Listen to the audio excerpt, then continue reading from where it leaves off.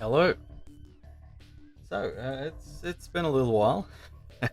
Another 4 months go by very quick. This will be hopefully a playthrough of Command and Conquer Renegade. I tried to do this like a year and a half ago, and it just kept crashing. It didn't work too well. You might notice a few things are cut off, namely the top of the screen there. The game was made with a 4:3 ratio in mind. The HUD scales correctly, but all the cinematics are going to be slightly stretched, and some menus they'll just be broken. You might not see this video actually. I'm going to use this as a audio test, but I will do the tutorial, and if you see it, well, it'll be uploaded.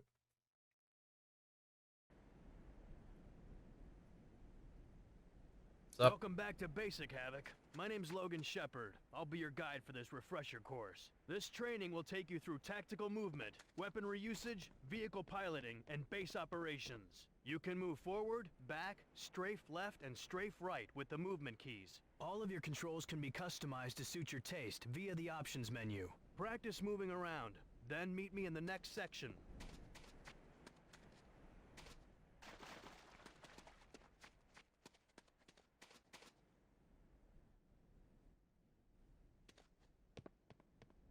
Here you'll learn about jumping and climbing. Pressing the jump key makes you jump. To climb a ladder, approach the ladder and press the action key. Now it's time for a test. Climb this ladder and jump to the opposite crate. I appreciate the game pausing so he can run over here. Disappear. So, I guess he runs around here. I'm not sure. With my audio, it sounded like he ran over there. So yeah, we can do a few things. Can't crawl through here. That's just our way back, of course. So this game, we cannot walk up to ladders. We have to actually interact with them and jump. So do little hops. There is no way, unfortunately, to get up to where he is. Looks like you've got it. Now, let's cover your EVA unit. That device on your left arm is called EVA, short for Electronic Video Assistant. The most important thing EVA does is track mission objectives. I'll activate your first mission objective. Notice EVA announced the objective and indicated the location on your radar in the lower left-hand corner with a green star. Mission objectives come in 3 different varieties: primary, secondary, and hidden objectives. The green star indicates a primary mission objective. Objectives of this type must be completed for mission success. The data link includes a map, mission data, and a dynamically updated combat database. You can access any data link screen by pressing the EVA key, which activates the most recently viewed EVA page. That covers it for EVA. Just remember to refer back to your data links whenever you need tactical information. During missions, the action key can be used to interact with people and equipment. You can talk to a soldier by using the action key. Ask the soldier at the exit to open the gate, and we'll move on. You can tell these were recorded on 2 completely different days. So, yeah. Not a bad game. It actually looks pretty good. Let's interact with you. We're all clear. Cool. He took away my pistol. Okay, I have it back. Nice.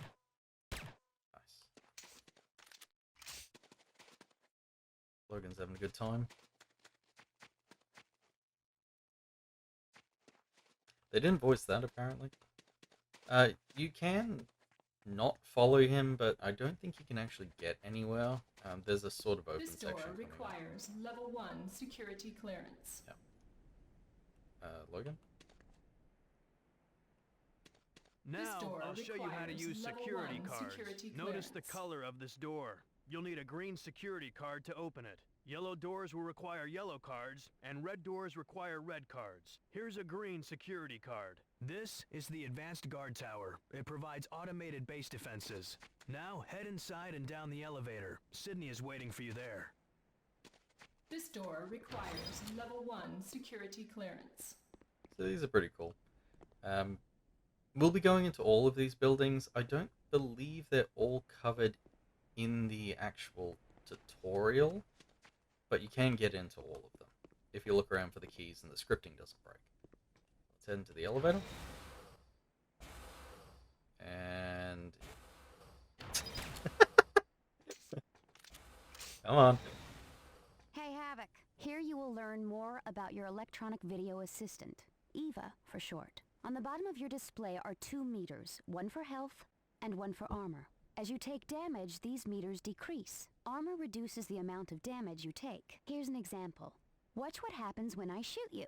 Hey, is that necessary? Notice your health has decreased. As it gets lower, the meter turns yellow, then red to indicate you are near death.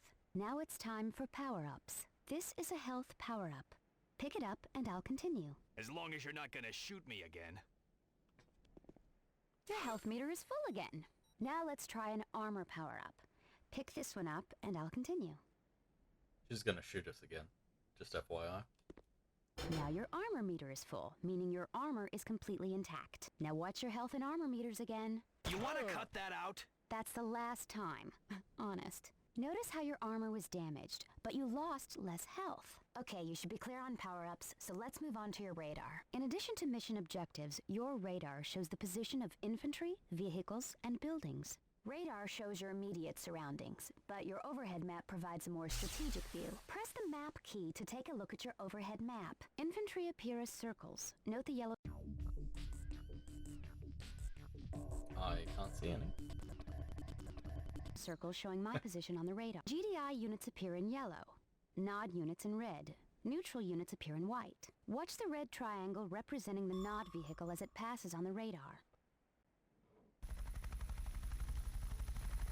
Notice the yellow square indicating the position of this GDI building. Actually, it's showing the position of the master control terminal, but we'll cover it later. Don't want to confuse the grunt, huh? Building operations are part of another tutorial. Speaking of other tutorials, let's get moving. I'll have Eva highlight your next mission objective. Back to the tour bus. I'll catch you later. Cool.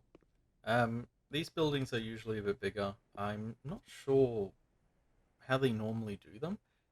I believe they're just built out of modules, so if the map requires it, they'll put a door here instead of whatever this is.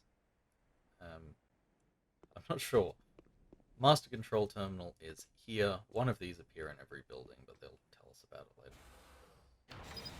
Here we go. Let's talk to Logan. Ignore that gunshot. She likes me. This is the infantry barracks. Inside, Gunner will explain weaponry basics. Alright. We get these to fill ourselves up. Good game design. Gunner?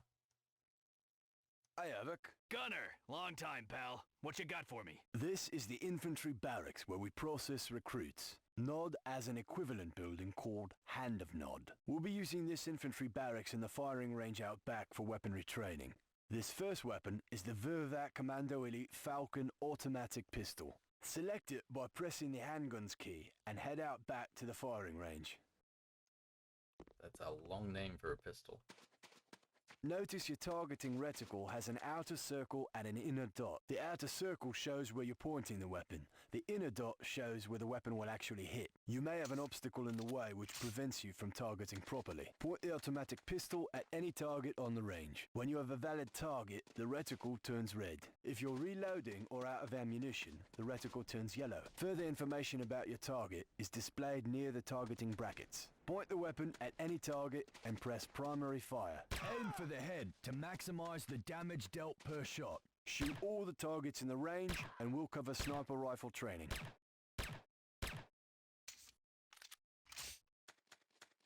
It's,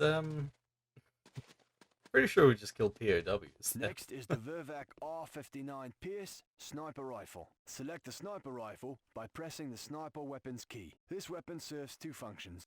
accurate long-range targeting, and sound detection. Use secondary fire to activate the scope. You can zoom in and out using the zoom control keys. The weapon is equipped with a directional microphone, which can pick up conversations at long ranges. Use secondary fire again to deactivate the scope. Only your automatic pistol has infinite ammunition. You need to watch ammunition for other weapons, like this sniper rifle. The remaining ammunition in your clip and the total count of remaining ammunition is shown at the bottom of your display. Another indicator, there are still some targets to be destroyed. Come back when you've eliminated them all. I think I cut him off there somehow. I don't know if I've ever used the sniper rifle to pick up on a conversation, but we'll try it just in case. Do you have a conversation? Oh, actually, can you hear that? I'll mute my microphone.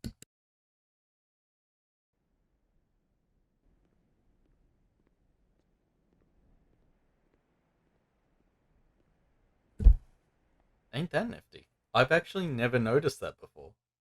Alright.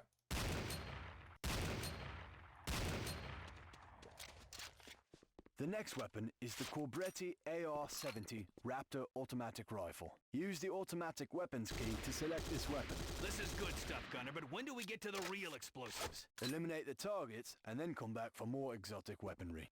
Sounds good, Gunner. I don't like the automatic rifle. I think it feels a bit weak. Unless you shoot things in the head. There's no... You can see it's fairly accurate. I don't know. I just don't like it that much. But it's cool. It's serviceable. Next up is the Sakoze 66mm type R12 Locust automatic rocket launcher. Select this weapon by pressing the rocket launcher key. Now you're talking. Take your time destroying all the targets. Come back in when you're done. Should be a tank or buggy. Yeah, not buggy out here. So, right, left, are exactly the same. I imagine there's probably some hidden secret we can shoot out here. But that would have been on the sniper one, I'd say. Anyway. Let's move on to your line of work. Press the mines key for remote C4 explosive. Use primary fire to place the C4 charge on a target. Then, move to a safe distance before detonating with your secondary fire.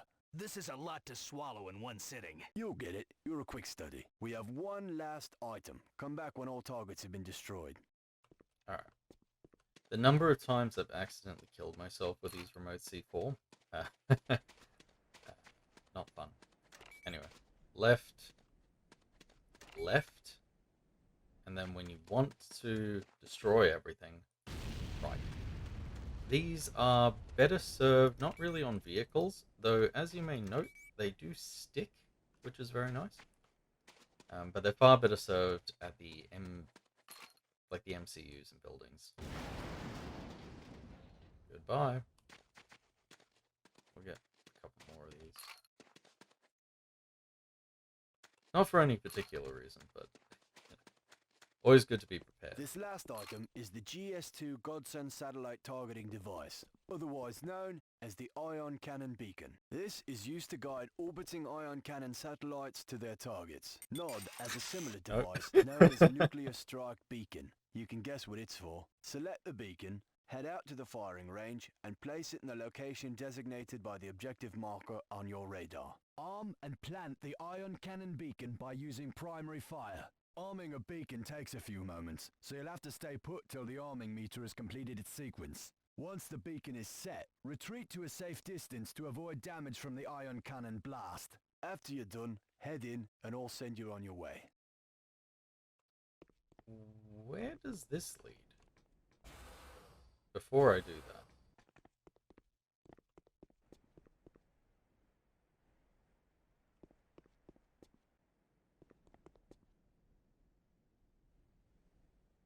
There's an ambient sound that's playing over here. It's weird. Okay. Get out. I don't know why this is down here. Maybe something bigger was planned. I'm not sure. There are still some targets to be destroyed. Come back when you've eliminated them all. So, Ion Cannon Beacon, very helpful. I can't get up on this tank, unfortunately. We're just going to drop this here. We don't get to watch this. Actually, can you come with me? I probably don't want to be this. I don't want to be this close.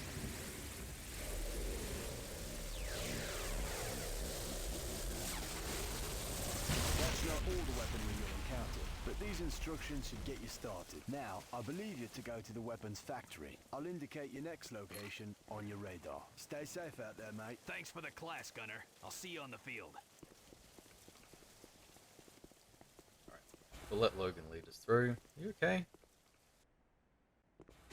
Yeah, okay.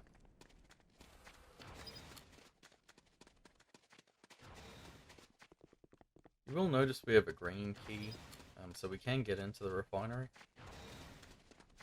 I don't want to break Logan's scripting, though. It happens. This is the weapons factory. Head inside and Hotwire will continue your instruction. Don't wait up for me. Wish I didn't have to, sir.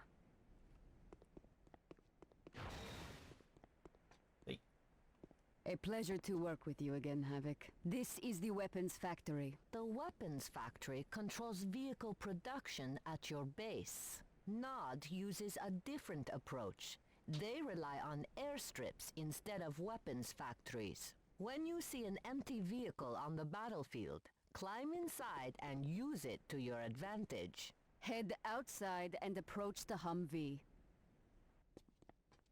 Again, recorded on 2 separate days. You didn't finish the course. You need to reach all 4 checkpoints before I can pass you. You mean the blue stars on my radar? Sorry, Teach. I'll try it again. While facing the door of the vehicle, the first person in the vehicle is the driver. Next is the gunner. Others are passengers if the vehicle carries other personnel. If you are the only person in the vehicle, you are simultaneously driving and gunning. Aim the machine gun with the targeting reticle and drive with the movement keys. Press forward to accelerate and backward to brake or reverse. Take the Humvee around the entire track to complete the next objective. Follow the blue stars on your radar. Drive to each objective point before parking the vehicle. Come back inside the factory and we'll continue.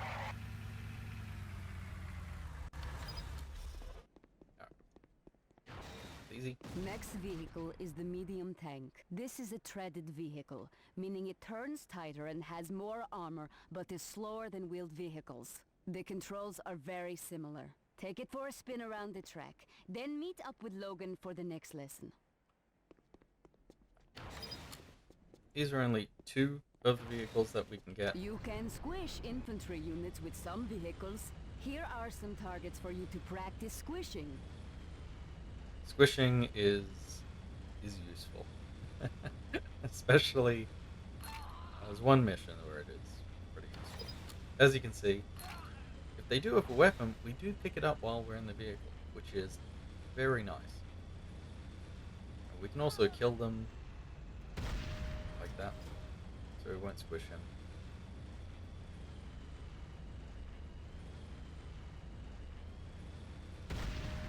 It's the appropriate amount of damage for a tank ship, I would say. There we go, and we're done. Logan, where are we going? Refinery, which is this building. There are some red and yellow doors here. I can't remember for the life of me where they are. They could be in here. This is the Tiberium refinery. Dr. Mobius will explain its operation inside. Come back when you're done. Will do. Go through, that leads to outside. That was the tank exploding, I believe. Welcome, Let's take welcome. this. I am I'll Dr. take that. Ignacio Mobius. Why are these This here? is the Tiberium refinery, a processing center for Why are these here? Tiberium harvests. All base operations and production rely upon the harvesting of Tiberium. Simply put, Tiberium is the primary source of income for your base. The same is true for NOD. Tiberium itself is still a mystery I have yet to solve, but we do know it collects valuable minerals from the surrounding area. Suffice to say, Tiberium is valuable. The important thing to know is it is also harmful to human tissue. Stay away from it or expect damage. Go outside and meet with the officer. He will continue your tour of the facilities. Sounds good. Not sure why these are in here.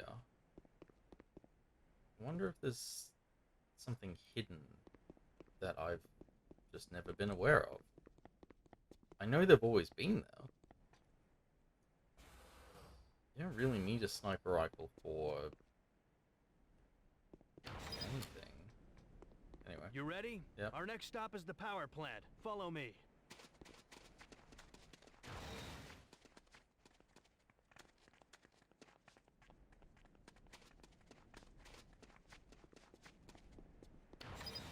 This is the power plant.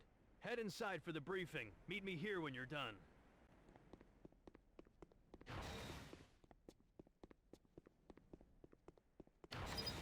Okay, I'm just gonna check something quickly. I think weapons factory only has the one. Oh, it's got 2 doors. Okay.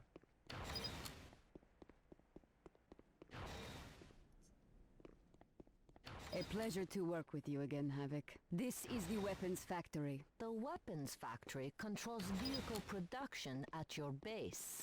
Nod uses a different approach. They rely on airstrips instead of weapons I hope factories. that didn't break everything. Should stop talking, so it might be okay.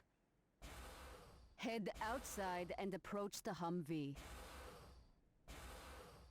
I'm right. Oh. My name is Elena Petrova. This is not my normal field of work, so I'm going to make this quick. This is the power plant. It supplies power to other buildings. Destroying a power plant will shut down other structures. Watch what happens when the power plant is disabled. Some of the affected buildings will have slower operation and production. Others shut off entirely. Keep in mind, not every building requires power to function. We are finished. Meet up with your guide outside.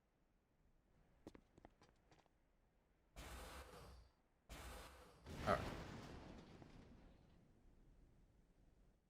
That was the Humvee. I'm pretty sure. Yeah, that was the Humvee. Oh. Logan. We good? Bud? That's it. My job's done, sir. Captain Parker, I'm Lieutenant Moss. To show the effects of building destruction, let's start a simulated Nod assault.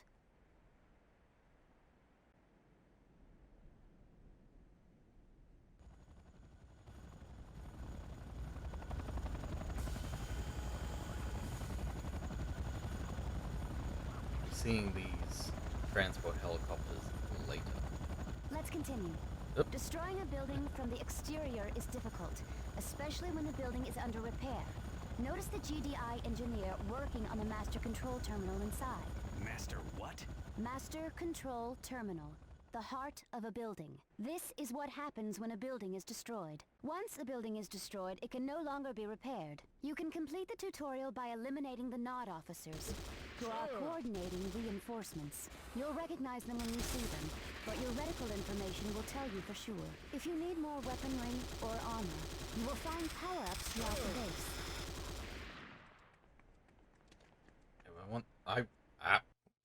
Fuck you. I wanted those. Alright. So, that was the Command & Conquer Renegade tutorial. It didn't crash on me, and it didn't break. I must have been wrong about the other key cards.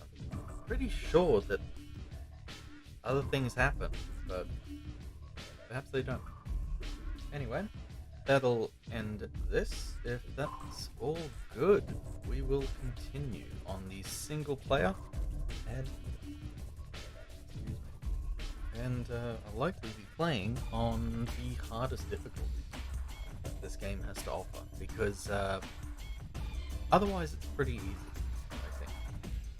hard is actually legitimately hard, especially about a third of the way through the game starts picking up. Anyway,